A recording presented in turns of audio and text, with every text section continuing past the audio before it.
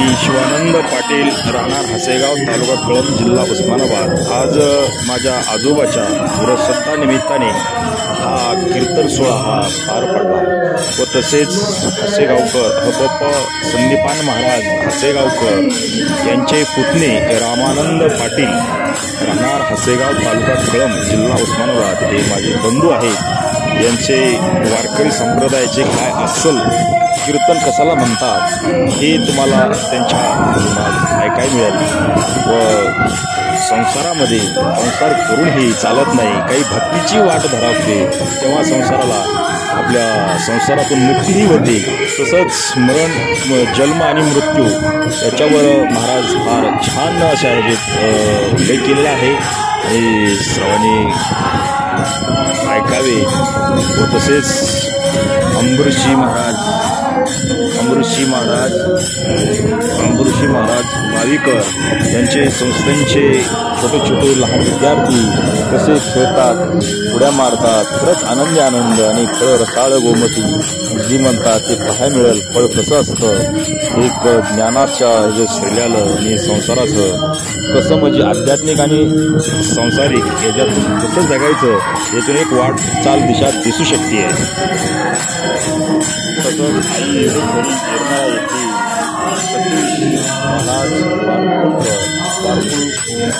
बारकुल महाराज हे कीर्तनला गायनाची जोड दिलेली आहे। तसेच फार जुन्या कॉलेजच्या ह्याच्यातल्या चाली काही असे म्हणणारे शुद्ध संप्रदायाचे असे गायन करणारे हे हबप सतीश महाराज बारकुल येरमाळकर कीर्तनला गायन करण्याची त्यांनी साथ केली आहे।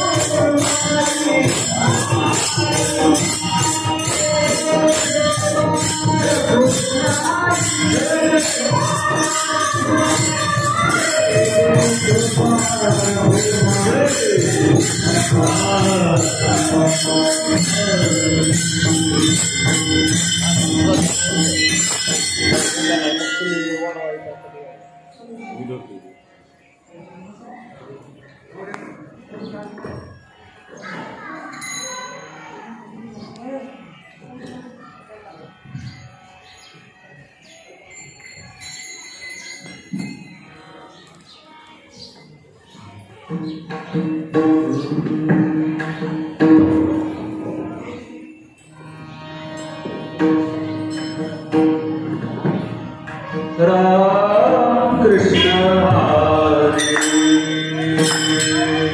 जय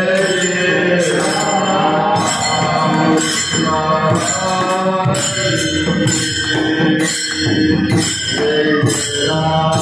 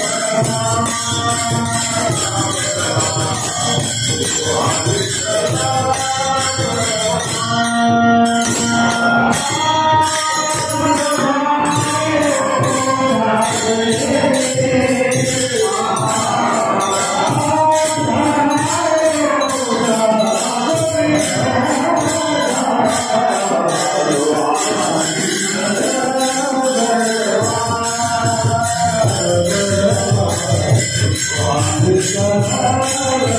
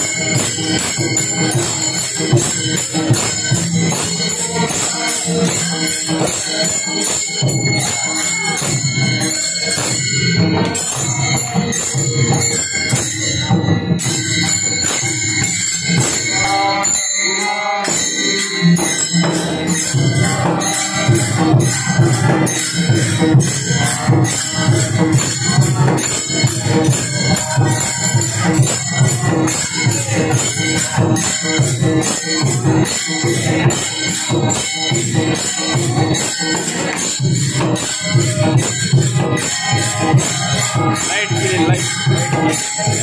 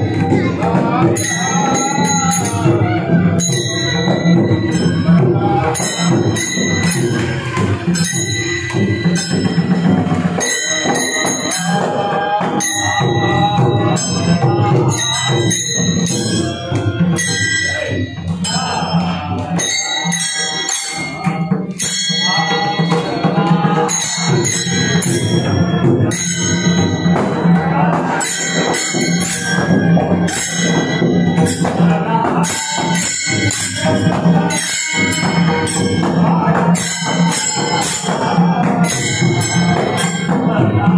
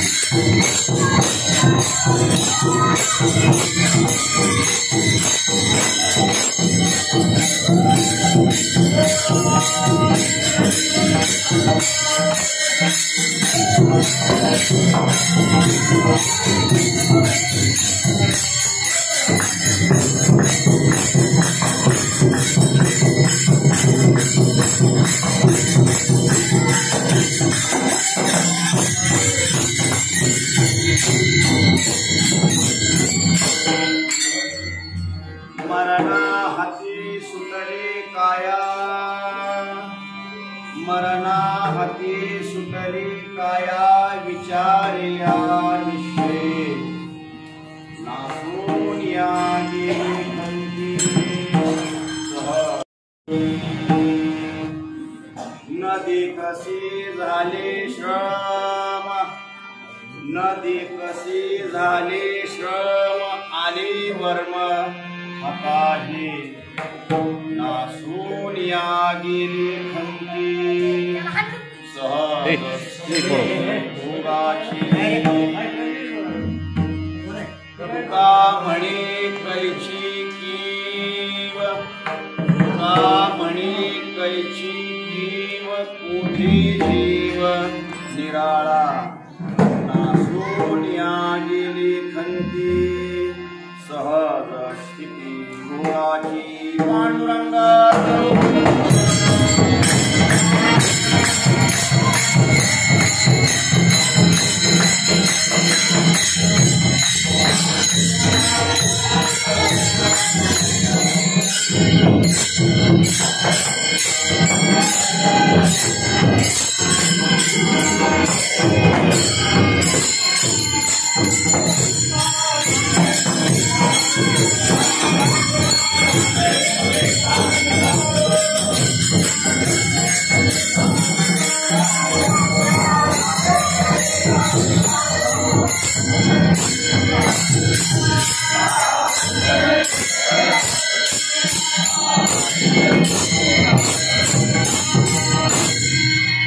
काय माझी वाणी मानील संतांशी, काय माझी वाणी मानील संतांशी,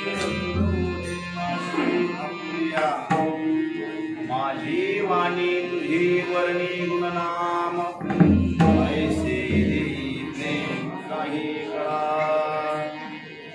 जयांची केलिया स्मरण, जयांची केलिया स्मरण, होय सकळ विद्यांचे अधिकरण. तीची बंधू श्रीचरण श्री गुरूंची, ते नमस्कारो आता मस्तक हे पाया.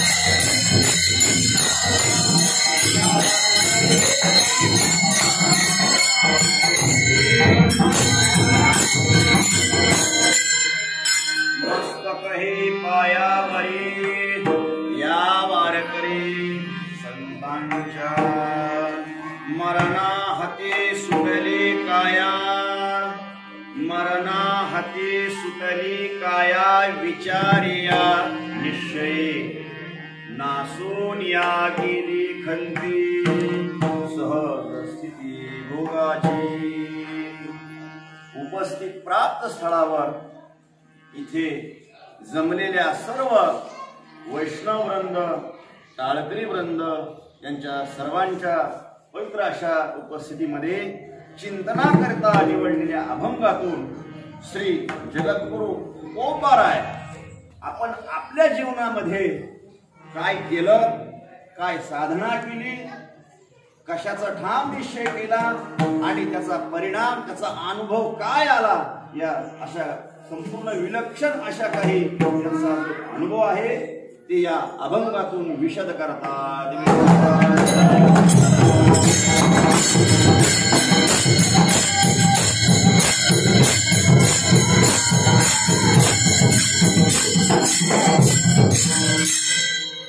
सेवा किम निमित्तानं आहे.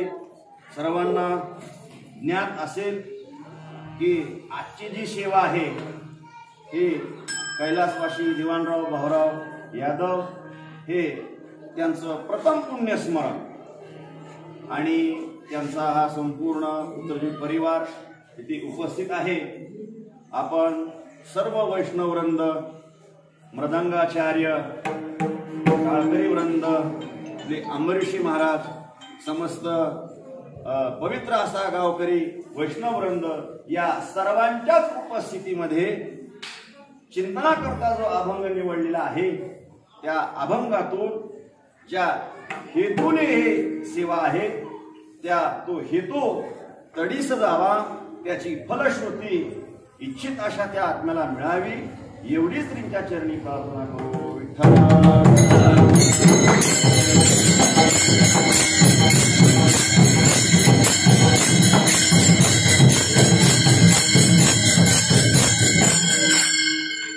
सेवेकरता निवडलेल्या अभंगातून श्री जगद्गुरु तुकोबाराय म्हणतात, मरणाहाती सुटली काया. थोडी संतांची एक लोक विलक्षण भाषा असते जी की आपल्या कक्षेमध्ये लवकरात लवकर कॅप्चर करत नाही, घेत नाही आणि असे वेगळ्या शब्दांनी, कारण ते संतांचं वाङ्मय आहे. ही परंपरावरती अनेक देश आहेत, अनेक संप्रदाय आहेत.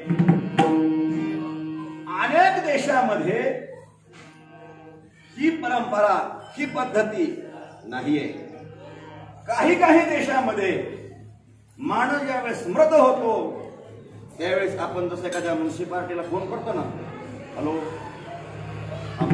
कचऱ्याची डब्बी गाडी लावून द्या, तसं इतर देशामध्ये फोन करतात, अमुक भेट झाले आहे समुद्र, आणि मग त्याला घेऊन त्या देहाची विल्हेवाट लावतात. त्यांच्या ह्याच्याप्रमाणे सोबत कुणीही जात नाही, तो एकटाच. परंतु या देशामध्ये, कारण हा देश कुणाचा आहे, भरतखंडी नरदेह प्राप्ती ही तू भाग्याची संपत्ती. या खंडामध्ये, या भारत देशामध्ये नरदेह आपल्याला मिळणं ही खूप भाग्याची संपत्ती सांगते. कारण का, या ज्या धर्मरूढी परंपरा हिंदू ज्या धर्मशास्त्राप्रमाणे आहेत ती फक्त आपल्या या भारत देशामध्येच पाहायला मिळतात, ज्या की आपण सध्या ते कर्म करत आहात. तर हे का करायचं हाही प्रश्न आहे. कारण इतर देशामध्ये नाही आणि आपल्या देशामध्ये, मग आपल्या देशामध्ये असा काही वर्ग आहे, संप्रदाय आहे, पुन्हा त्यातल्या त्याच्यात कारण अतिपरिचित अवज्ञा, आपण सततच परमार्थ करतो. मग परमार्थ करत असताना माणूस मृत्यूला विसरतो, आणि मृत्यूला काय विसरलं की माणूस स्वैराचाराने जीवन जगतो, आणि मग त्याला परमार्थात राहूनही परमार्थ कळत नाही. का कळत नाही, ज्याचा त्याचा भाग आहे. कारण गोचिड हा काशेमध्येच असतो, परंतु तो ते दूध न पिता काय पितो. महाराज ज्ञानोबराय खूप छान वर्णन करतात, पाही पा दूध पवित्र आणि गोड पाशी तुझेचिया पण ते आहोरुनी गोचिड काय करतात अशुद्ध असं रक्त सेवन करतात का त्यांच्यामध्ये जो एक पडदा आहे पडदा मात्र त्या सुखाला प्रतिबंध करतोय तसं आपणही परमार्थात येतो आणि आपल्याला योग्य परमार्थ काय कसं काय करावं ते लवकर न समजल्यामुळे आपलं सुद्धा काय होतं थोडंसं नुकसान होतं त्याच्यामध्ये वेळेचं किती वेळ जातो वेळेचा कसा अपव्यय होतो आयुष्य नष्ट कसं चालतं ह्याकडे आपण दुर्लक्ष करतो का करतो एक स्वाभाविक ज्या माणसाच्या प्रवृत्ती असतात तो माणूस स्वाभाविक दोषाकडे वळत असतो परंतु आपल्या हातात असणारे प्रयत्न सुद्धा आपण करत नाही का करावा लागतो अलीकडे तुम्ही पहा नुसतंच तुम्ही आम्ही नाही बरंच या कलियुगामध्ये काय झालेलं आहे आता युगाचाच परिणाम असतो आपण तुम्ही मोबाईल कॉम्प्युटर कुठे पाहत असाल महाराजांनी खूप रडवले महाराजांची कॉमेडी कीर्तन अस्सल चावट विनोद काय शब्द भाषा ही संप्रदाय आस्तक आहे महाराजांनी रडवले महाराजांनी हसवले आणि हसायचंच आहे तर तिकडं सवासा चष्मा उलटा चष्मा आधी करून तमाशे वगैरे आहेत ना मग इकडं का इकडे हे एकच ठिकाण आहे तिकडे शांती मिळत नाही तुम्ही तिकडे हसताल पण हसल्यानंतर पुन्हा रडण्याची बारी येणार आहे अनेक शहरामध्ये पण अनेक जोडपे असतात घटस्फोट होतात सुखसाई येतात मग हे विषय सुखात सुखच नाही आता प्रमाण सांगून आपल्याला जास्त वेळ घ्यायचा नाही तर ते व्यक्ती पुन्हा इकडे येतात आणि इकडे आल्यानंतर परमार्थ करायल्यानंतर इकडे आणखी पुन्हा तसंच होतं कधी कधी असा जीव आहे जीवाच्या ठिकाणी दोष शास्त्र स्वाभाविक आहे आणि इकडे आल्यानंतर सुद्धा माणूस नियत जी शास्त्र श्रुतीने सांगितलंय त्याच्याकडे सुद्धा माणूस स्वाभाविक कानाडोळाच करतो आणि मग प्रबोधन करणारी माणसं असेल तर मी असाल तुम्ही असाल सुद्धा ह्या माणसाला घडत असतात परंतु हे साधन काय असं आहे हे साधन निश्चित शाश्वत सध्याकडे नेऊन पोचणार आहे कुठे दुसरीकडे चूक झाली तरी चालतं परंतु साधनेमध्ये कीर्तनामध्ये भजनामध्ये विक्षेप नसला पाहिजे ही जिम्मेदारी प्रत्येकाची असते कारण कीर्तनाला न येणं हे काय आहे पाप आहे परंतु कीर्तनाला येऊन विक्षेप करणं हे काय आहे महापाप आहे महापाप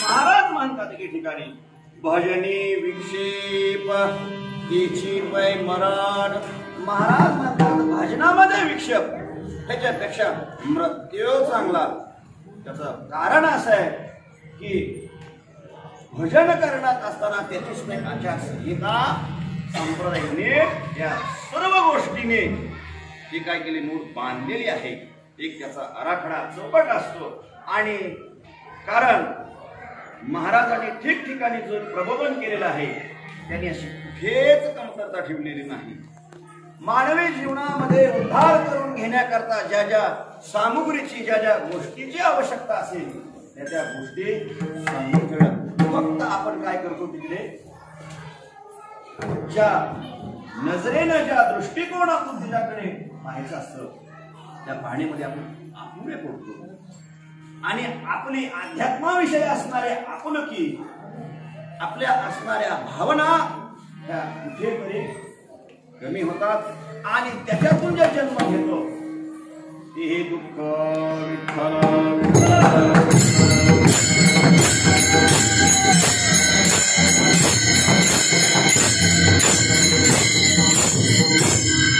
काय हे सांगत होतो जवळची आहे परी भेटीना म्हणून अलीकडे असं संप्रदायाचं नुकसान होऊ लागलंय मग असे मी सांगितल्याप्रमाणे महाराजांनी रडवले आणि महाराजांनी हसवले हे चुकीचे आपण तरी त्याच्यात फसू नये कारण हसण्यासाठी रडण्यासाठी खूप काही मालिका तमाशे भरपूर काही साधन आहेत ना परंतु आता या ठिकाणी यायचं म्हणजे काय सारा दुःख माणूस लांबून लांबून येतो, काय येतो, कुठेतरी माणसाला सुखाची अपेक्षा, हा एक स्वाभाविक प्रवृत्ती आहे. आणि मग असं परमार्थामध्ये काय झालेलं आहे, अत्यंत परमार्थ करण्याची साधना, परमार्थ करण्यामध्ये सामुग्री लागते. जो हेतू असतो तो हेतू मानव हा अज्ञानावशी बाजूला ठेवून परमार्थाच्या अभूतगतीकडे काय लागतो.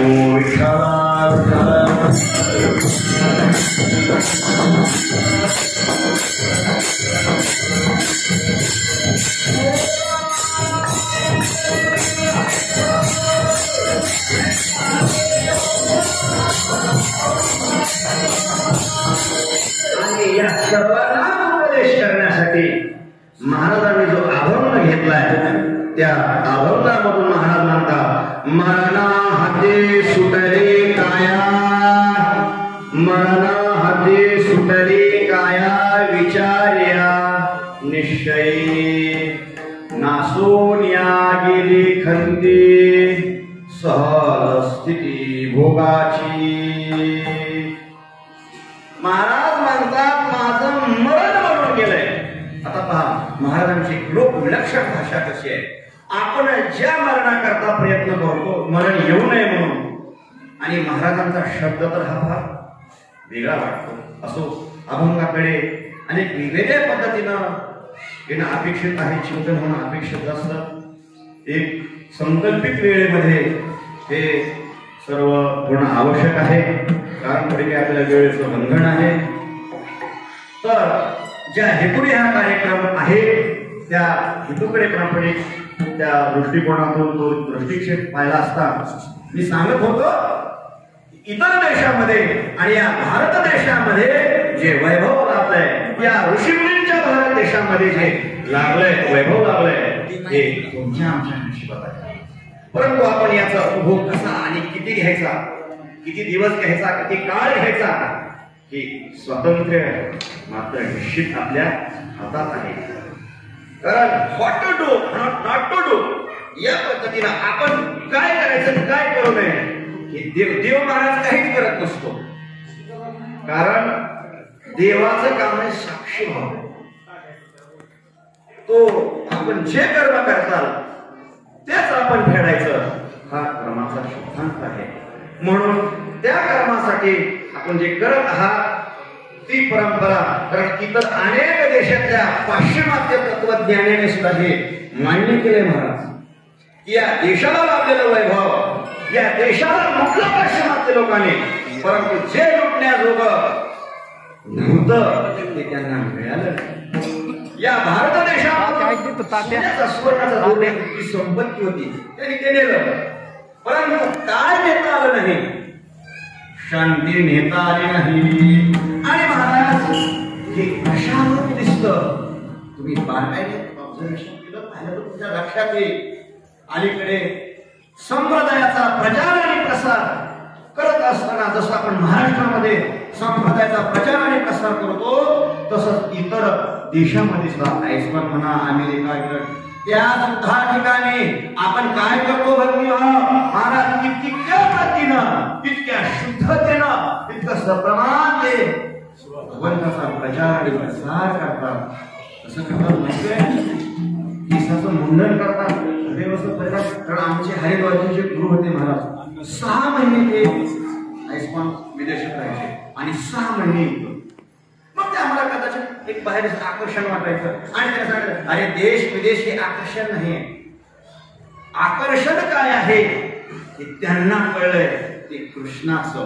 कृष्ण या नामामध्ये कसं ते आकर्षित करणे एक धातू आहे आणि ते निश्चितच त्यांनी त्याला बोलून धरलंय. कशावरून ते सतत म्हणतात, हरे रामा हरे कृष्णा कृष्णा कृष्णा हरे हरे, हरे रामा हरे कृष्णा कृष्णा कृष्णा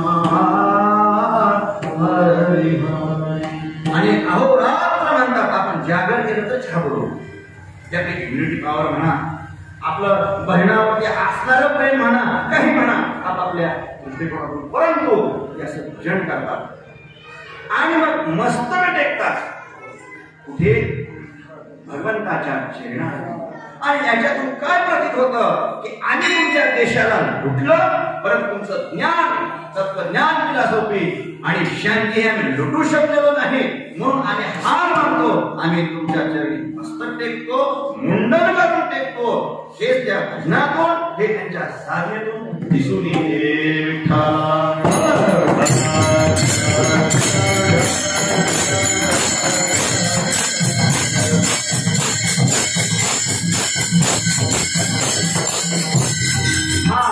संप्रदायाच्या अधिष्ठानावर, तत्वज्ञानावर, शुद्ध तत्वज्ञानावर एक वैचारिक अवस्थेमध्ये लाभलेला हा एखादा वारसा आहे. आणि ज्याची या शुद्ध तत्वज्ञानामध्ये, अशा शुद्ध ज्ञानावर आपण सर्व या संप्रदायामध्ये संपूर्ण भाविक वैष्णव, जसे आपल्या जन्मापासून परमार्थिक साधना लक्षात आली, आपल्या न्यायबुद्धीने, कर्मबुद्धीने ज्या ज्या काळात आपल्याला ते समजलं, आपण ओरडो परमार्थाकडे, तिथून जे आपण भोग घेतो ते सुद्धा आपण कमी नाही, पण त्याही तुलनेत आपण सुद्धा तिथे कमी राहिलं पाहिजे. आपली असंभावना, आपलं स्वरूपाविषयीचं असणारा अज्ञान, आपली संप्रदायाविषयी असणारे गैरसमज हे टाळले पाहिजे. कारण आपली इतकीच मंडळी देव अशी मेल्यानंतर करायच्या का? तर मी मला सांगितलं, इतर देशामध्ये मत झाला की व्यक्ती म्युन्सिपालिटीची फोन करून हॅलो या, त्यांचे डेट झाले, जाऊया पुढे पटकन, कारण त्या बॉडीची दुर्गंधी सुटते. त्याचा हेतू ते जाऊ देतात. पण आपल्याकडे कशी नाही, त्याला सन्मानाचा, त्या देहाचा अनादर न करता विधिवत पूजा करून आपण त्याची प्रक्रिया करतो.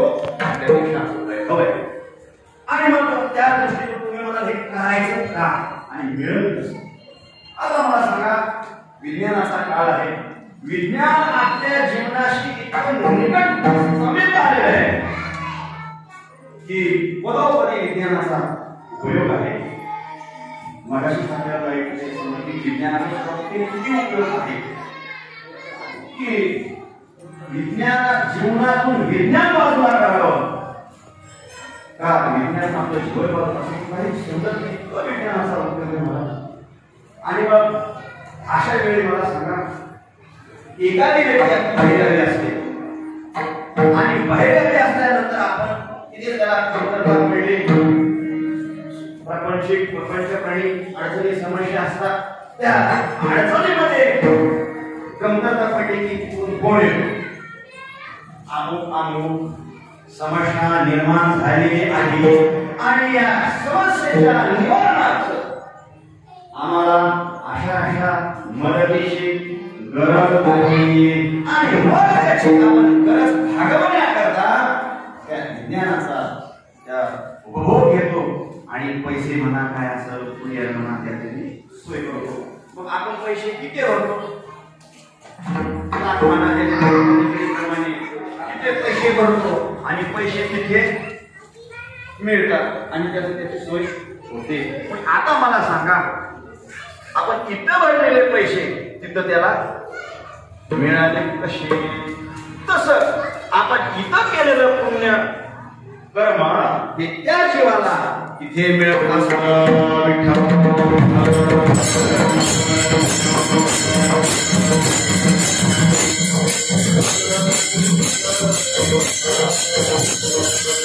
तुम्ही मला नैवेद्य तिथं दाखवला, तिथं कसं? त्या देवता जे असतात त्याचं सार, त्याचा संकल्प हे स्वीकारत असतात.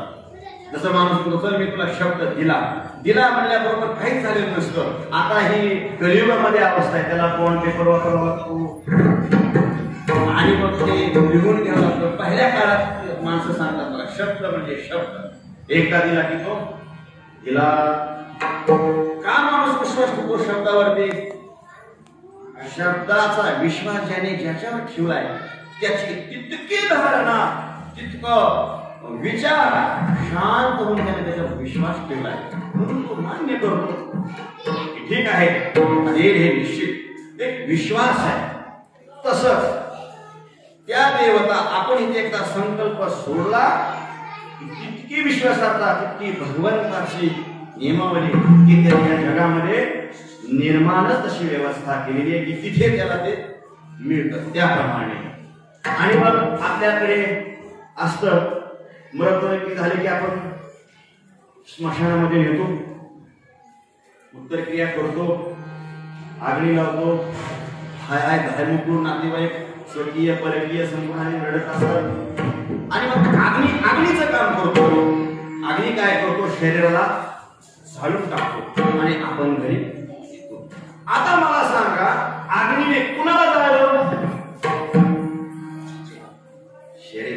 शरीर काय झालं त्या ठिकाणी बोला, काय झालं?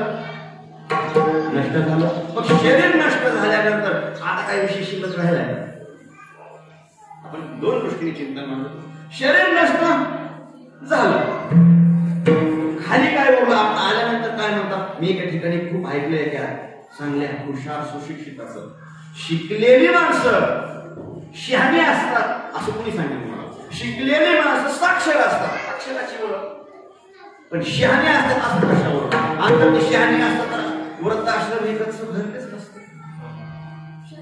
आणि मग त्यानं ते मृताबद्दल ते श्रद्धांजली सुरुवात केली महाराज. अमुक ठिकाणी म्हणजे हे माहीत झाले आणि त्याने आधी सांगितलं आपल्याकडे 10-12 असलं काहीच नसतं. नास्तिकच प्युअर मला की महाराज नास्तिकच. आणि मग मला असं आपण काही मानत नाही. त्यानं आपण खूप 1 तास व्याख्यान ठोकलं. कसला देवधर्म असा दिसत नाही वगैरे वगैरे शंका. ठीक आहे, सगळं व्याख्यान केलं ना, असलं काही होणार नाही. मग त्यालाच म्हणले शहाणे चार शब्द. मग तो आला या ठिकाणी असे झाले, ह्या तारखेला मयत झाले, सर्व काही अपेक्षित नव्हतं. पण वरदान काळाने म्हणा काही अपघाताने म्हणे त्या परिस्थितीत त्यांचा मृत्यू झाला आणि त्यांच्या आत्म्याला शांती लाभो अशी त्याची वाक्य आहे. तो काय म्हणला? त्यांच्या आत्म्याला शांती लाभो. शरीर जाळून आला तर आत्मा कुठे आहे? आत्मा कुठे आहे? तर आत्मा त्या ठिकाणी आहे. सांगतो आपण ज्यावेळेस जाळून येतो का घरी, घरात तो आत्मा जात नाही महाराज. कारण त्याचे जे शरीर असतं सूक्ष्म आपण समजतो गेला नाही.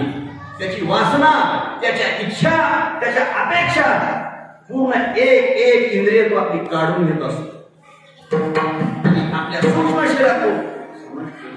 आणि मग तो आत्मा 3 दिवसापर्यंत तिथेच असतो आणि तिसऱ्या दिवशी आपण रक्षा भेटी करतो आणि मग श्रावण वगैरे रक्षा टाकतो.